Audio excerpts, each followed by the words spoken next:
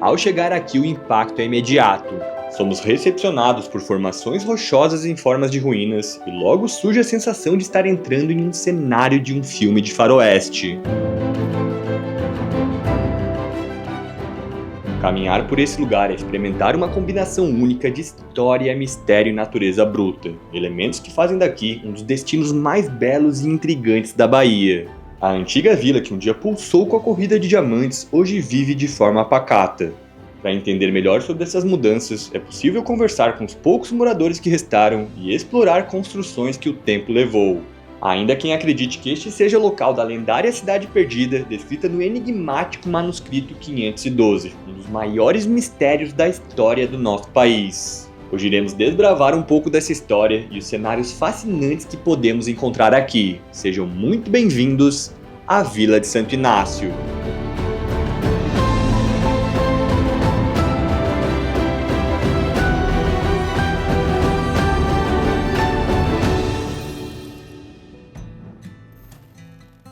A Vila de Santo Inácio fica no município de Gentil do Ouro, na Bahia, em uma região conhecida como Chapada Velha. Aqui cada ruela carrega histórias de um passado muito diferente do que a vila é hoje. Estima-se que no auge da extração de diamantes na região, a localidade ultrapassou 4.000 moradores. Já hoje, são apenas cerca de 200 pessoas que residem ali. O destaque de Santo Inácio era tamanho que antigamente o local foi distrito-sede do município de Gentil do Ouro. Antes de mergulharmos nas histórias e mistérios que rondam Santo Inácio, como os relatos do manuscrito 512 e a eterna busca por uma cidade perdida no interior da Bahia, é essencial dizer que mesmo que você não encontre cidades antigas escondidas, encontrará aqui um verdadeiro espetáculo visual. Para onde quer que se olhe, a paisagem surpreende. Formações rochosas moldadas ao longo de milhares de anos ganham formatos que desafiam a lógica. Um ambiente único onde podemos contemplar belezas escondidas em meio ao sertão baiano. Ao começar a explorar a vila, rapidamente percebemos as diferenças entre as construções.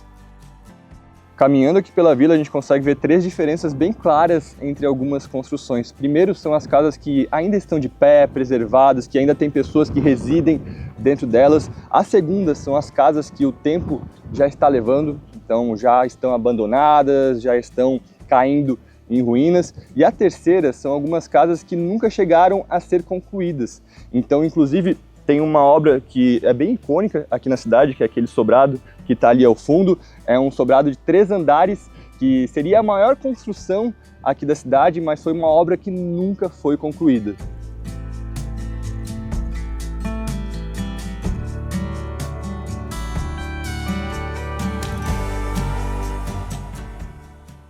Para compreender melhor todas as mudanças que moldaram esse lugar, buscamos ouvir quem viu um pouco dessa história acontecer. A gente está agora aqui na Praça da Bandeira, que é a principal praça aqui da Vila de Santo Inácio. A gente está aqui com o Valmir, que é nativo aqui da região. Eu sou nativo. Nascido e criado. Nascido e criado. E já mudou muita coisa aqui nesses anos que tu viveu aqui? Sempre só está acabando, não está mudando assim para acabar, entendeu? Porque ó, tudo era comércio. O que vendia aqui nessa praça? Vendia tudo. Tudo, enfim. Vendia. Tinha mercado, tinha farmácia. Mercado aqui, ó. Tudo, enfim, vendia por aqui. Tudo de aqui. Daí para cá só mudando. Só e tinha muita gente que morava aqui em Santo Inácio? Demais. E hoje a maioria das casas estão fechadas. Hoje tem mais ou menos quantos habitantes aqui? Rapaz, outro dia nós fizemos aí a conta, tinha 193. 193, menos de 200? Menos de 200. E já chegou a ter quanto aqui no auge? Aqui eu acho que já chegou a ter mais, no auge mesmo já chegou a ter mais de 1.000. Mais de 1.000? Eu acho que sim. E foi só diminuindo? Só diminuindo. E o pessoal que morava aqui antes, ele veio por causa do diamante? Por causa do diamante. Tinha muito diamante aqui na região? Demais, ainda tem, até hoje. Até hoje? Tem, se for trabalhar tem. Essa força do diamante aqui foi em 1928. Daí veio muita gente para cá buscar o diamante. Buscar diamante, feira era noite e dia, sem parar. Isso aí eu não alcancei, mas meus pais alcançou. Feira noite e dia. Não parava, entendeu? Vinha gente de Jacobina, de Salvador, de todos os lugares vinha para cá. Quando aqui era cidade, em Xique-Xique tinha 5.000 habitantes. Hoje lá tem 50 e tantos mil habitantes e aqui não tem nada. O garimpo é igual a uma safra de feijão ou de milho. Quando está naquele movimento, é gente demais. O garimpo acabou. Sai tudo.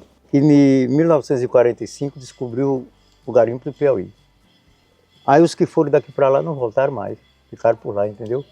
Arrumaram outra vida, lá cresceu também, que é capital hoje, que é Teresina, né? Sim. Então esse pessoal que foi para lá não voltou mais para cá.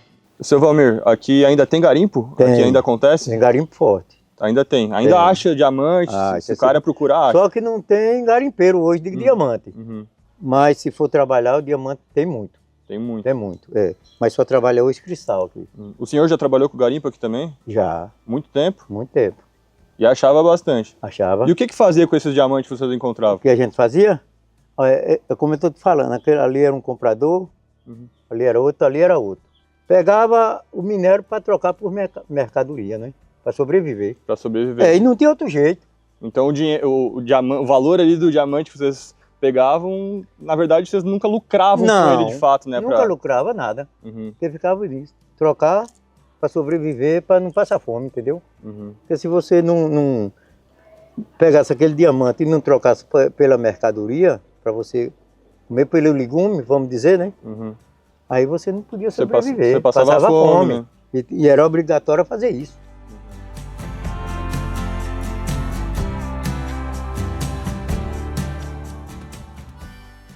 Seguimos com uma conversa com a professora Elze Falcão, que explicou que a extração de diamantes era tão movimentada que não era raro ver alguns exageros por parte dos moradores. Os moradores, era tão grande a produção de diamantes que eles expandiam com luxúrias, né? Eles vestiam bem, eles usavam muitos perfumes bons e eles viviam de forma bem com esses diamantes. Então foi crescendo a localidade em torno da busca, da procura de diamantes. Então, em 1836, foi o auge do diamante Santo Inácio. Então, nessa época, moravam em Santo Inácio umas 4.000 pessoas. Na época do garimpo, a gente tem relatos de que pessoas enterravam baldes de diamantes, né? E a gente também sabe que eles contam que teve gente que pegou tanto diamante que pedia a Deus, né, para que acabasse logo com o diamante, porque era tanto que eles não davam conta de juntar. E aí todo mundo escondia diamantes embaixo dos alicerces das casas, né? Todo mundo tinha seu picuá com seu diamante. Então, era quilos. Naquela época, as pessoas do garimpo, eles vendiam por mês quilos de diamante. Então, quem comprava na mão dos garimpeiros, então já tinha quem vender. E geralmente eram quilos todos os meses. A produção daqui era grandiosa nessa questão do diamante. Entre as diversas construções históricas, uma das mais emblemáticas aparece justamente na entrada da vila.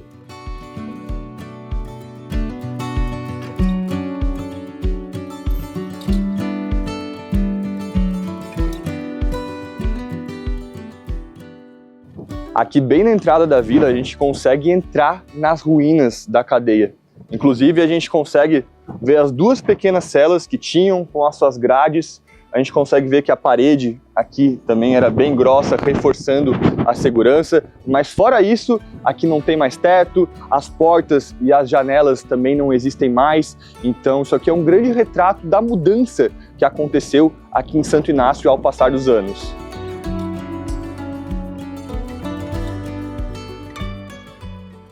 A antiga delegacia abandonada, ali pertinho da cidade, rendeu algumas histórias no mínimo peculiares, e uma delas você verá na sequência. O Wilton tem uma história muito interessante, porque a gente já falou aqui um pouquinho da cadeia que tinha. Da tranquilidade. E tu teve um episódio aí com o último preso aqui de Santo Inácio, né? Como é que foi isso? Aqui tem um rapaz chamado Juraci, né? Era Juraci Preto. E tinha um outro que era comerciante aqui que também chamava Juraci, era o dono daquele comércio ali da esquina. E esse Juraci Preto, ele fez um roubo, né, nessa venda. E inclusive ele roubou a venda do Juraci e a venda do Otacílio, né? Porque o Otacílio era meu pai. E ele foi preso, ficou preso lá. E nessa época a gente era estudante, né? Tinha uns colegas. a gente saía do baba ou então saía da escola e ia tomar banho na caixa d'água que jorrava água 24 horas por dia. E passava por essa delegacia que vocês conhecem lá, que hoje está em ruína. E esse preso, ele me chamava, ele me conhecia, ele me chamava para ensinar a lição que ele estava estudando e eu parava lá todos os dias para ensinar ele, né? Acabou fazendo uma amizade com o preso. Até eu fui embora e ele continuou preso. Isso aí já foi no finalzinho do meu ginásio e depois eu não sei mais o destino dele. Mas eu fazia essa obra de arte lá para ele, né? Essa caridade, e ele gostava muito, e ele aprendeu a ler e escrever na cadeia. E tu foi um dos responsáveis? Eu ajudava, né?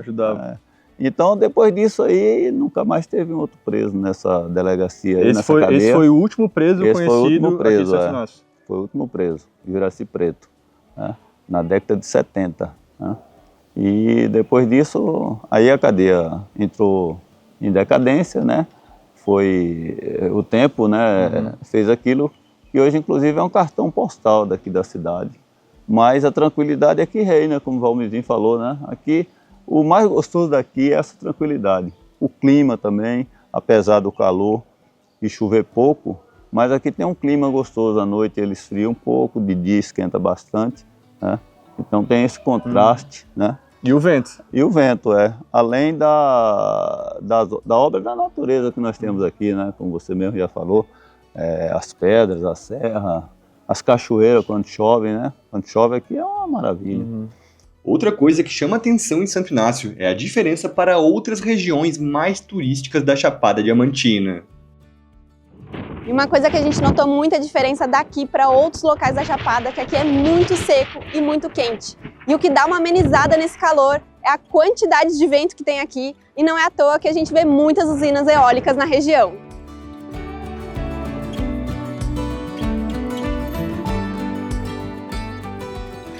Para vocês terem ideia da quantidade de vento, a região dos entornos de Santo Inácio possui 24 parques eólicos e mais de 180 aerogeradores.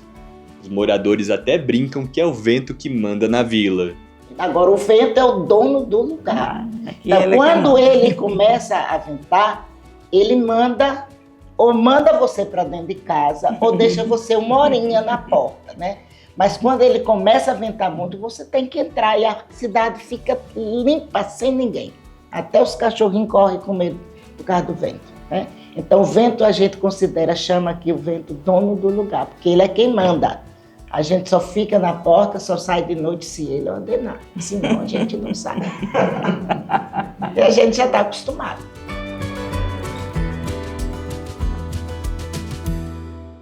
Santo Inácio também se destaca pelas trilhas que cortam seus paredões rochosos, e nós exploramos algumas delas.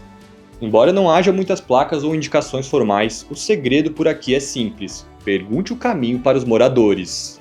Nossa primeira missão foi seguir o rumo ao norte, em direção à Toca da Coan.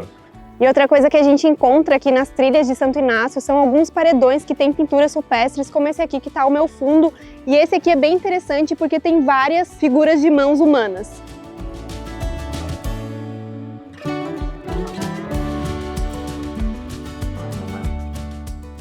Passando as pinturas rupestres, subimos mais um pouco para finalmente chegar nessa pequena fenda das rochas com uma vista espetacular da vila.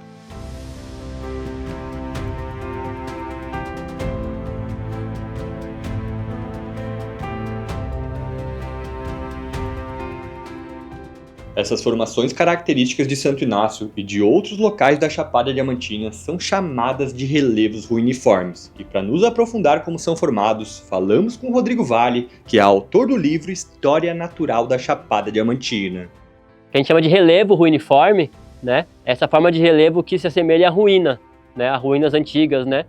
Tanto que tem até umas lendas antigas, de 1500, quando os povos chegaram aqui, os primeiros europeus, acharam que já tinham os povos que construíam construções de pedra, alguns povos incas, alguma coisa assim, que tem até umas lendas sobre isso, mas é muito ligado mais, nunca se acharam essas construções, né? Ficou mais nos primeiros descobridores, mas é muito devido a essa formação que tem na Chapada. Por quê? Porque a Chapada hoje em dia, ela está sendo erodida, né? Ela tá inteirinha sendo destruída, vamos dizer assim, né? Pelo sol, pela chuva, pelo vento. Então as rochas vão tomando esse formato de ruínas mesmo, né? Então a gente chama é um nome que dá técnico, chama relevo ruiniforme, que é por causa dessa forma de ruína, que é bem devido ao sol, à chuva, ao vento, que está transformando uma chapada que era de uma forma antigamente em ruínas dessa própria chapada, né? O próprio Morro do Castelo, no Vale do Pati, ele parece muito um castelo em ruínas, né, sendo destruído, que é por causa disso, o sol, o vento vai destruindo ele, e tem as fraturas geológicas da rocha, que vai também ajudando nessa erosão, né?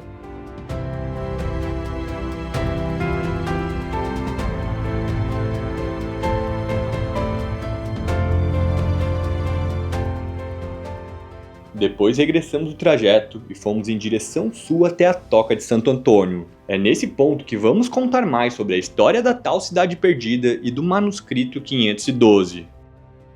O manuscrito 512 é um dos documentos mais enigmáticos da história do Brasil. Datado do século XVIII, ele descreve a suposta descoberta de uma cidade monumental perdida em meio ao sertão baiano. Ela tinha ruas de pedra, grandes construções, arcos, colunas e até inscrições misteriosas. Um cenário que para muitos se assemelha com o que encontramos ali nos cânions de Santo Inácio. O texto nunca revelou a localização exata e desde então pesquisadores, aventureiros e curiosos tentam decifrar pistas que conectem o manuscrito a lugares reais. Se é verdade ou um mito ninguém sabe, mas aqui, caminhando entre essas rochas, fica fácil entender por que essa região alimenta tanta imaginação.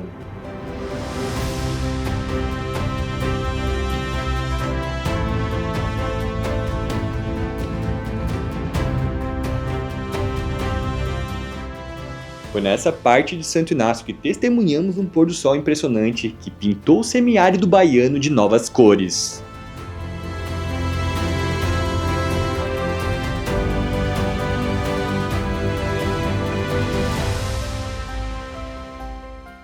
Outro fato curioso da vila é que a única hospedagem de lá é essa construção que lembra muito um castelo, e inclusive é chamada assim pelos moradores. Nós ficamos lá e tivemos a honra de receber em uma noite as irmãs Helenita e Heloísia, que nos contaram um pouco de como foi a infância delas por aqui. A minha infância foi toda aqui. A dela foi toda aqui, a minha não, a minha foi toda lá nos Poços. Mudou muita coisa, porque Santo Inácio, né, até a maneira de viver, a gente aqui brincava muito de roda, né? Tinha muitas brincadeiras boas, sadias, não tinha luz. A luz era a lua, né? Aí quando vinha a lua cheia, todo mundo corria para as praças para brincar de roda, brincar de macaco, de bola de gude, de pedrinha. De amarelinha, de iribita. E a gente ia, não tinha água também. Aqui tinha eram as cacimbas, porque não tinha água encanada. E aí a gente ia com as latas ou cabaça na cabeça, aí chegava lá na cacimba, cada uma botava-se a vasilha, era a fila, né? E nós ia jogar jiribita. Jiribita, você sabe o que é? Jiribita, umas pedrinhas assim, aí você fica, ó, aí vai pegando aqui, vai pegando de duas e tudo. Aí depois tem um monte de quatro assim, aí faz. Mas você tem que ter equilíbrio para não deixar a pedra cair. Porque se você deixar a pedra cair, aí você perde, aí a outra já vai jogar, né? Aqui tudo. Então a gente ficava na cacimba fazendo isso, né? Até chegar a vez da nossa, porque a cacimba tinha que minar, que não dava para encher todo mundo, encher as vasilhas, tinha que esperar minar a água. Primeiro a gente esgotava a cacimba, jogava aquela água da noite toda fora para vir uma água nova, né? Então tinha os riachos, o riacho não era temporal, era riacho, não secava, e a gente banhava muito no riacho. A gente ia lavar roupa longe daqui, chamado Pintor, um lugarzinho que tinha, que passa o riacho, que tem uma lajeira, onde a gente já ia, já estendia a roupa, já vinha com a roupa seca. Levava o feijão, o osso, o arroz, a farinha, cozinhava lá mesmo a gente comia, banhava e lavava a roupa ao mesmo tempo, né?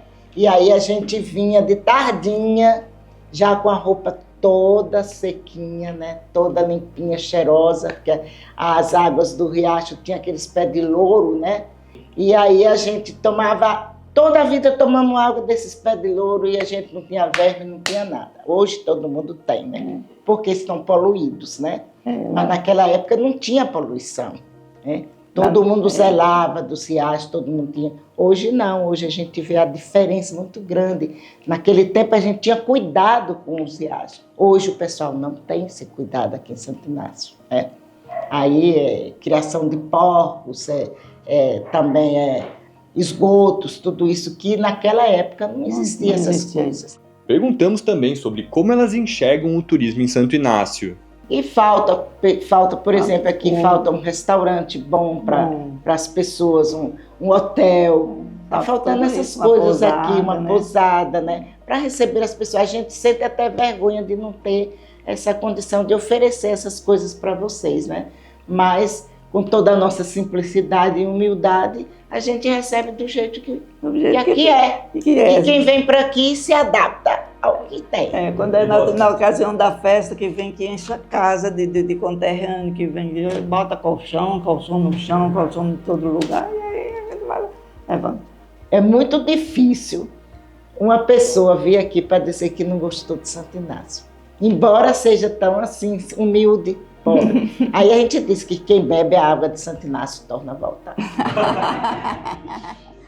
No fim das contas, Santo Inácio se revelou muito mais do que esperávamos. Um cantinho tranquilo no meio do sertão, com trilhas escondidas, histórias improváveis e moradores que carregam a essência do interior baiano. Um destino de fato simples, mas cheio de belezas e curiosidades. Antes de finalizar o vídeo, queria falar que todo o nosso roteiro na Chapada Diamantina foi organizado pela agência Pedra Lascada Expedições. E para quem tiver interesse, a gente vai deixar o contato deles aqui na descrição do vídeo e também um QR Code aqui na tela. Dito isso, para quem curtiu o vídeo, já se inscreve no canal e faz aquelas 3 coisas com C que todo mundo pede: curtir, compartilhar e comentar. E até nosso próximo Rolê Família. Tchau!